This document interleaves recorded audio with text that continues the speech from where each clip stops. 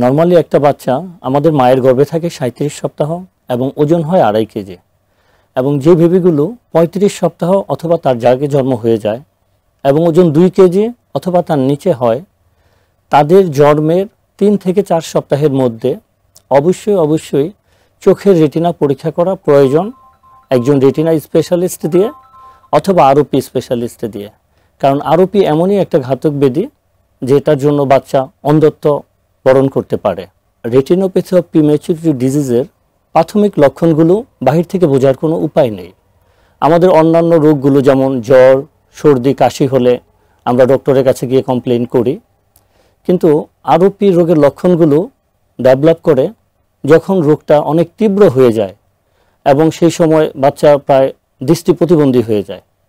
এটা জন্মের 3 থেকে 4 সপ্তাহের সময় ধরা পড়ে।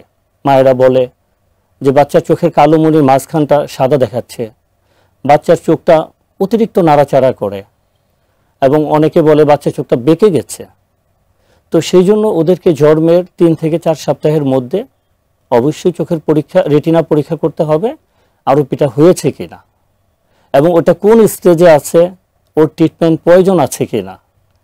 সব বেবিরই ট্রিটমেন্টের প্রয়োজন হয় না, অনেক সময় অবজারভেশন করলেই ওটা ম্যাচিউর হয়ে যায়, আর খুব কম পরিমাণে বাচ্চারই ট্রিটমেন্টের প্রয়োজন হয়।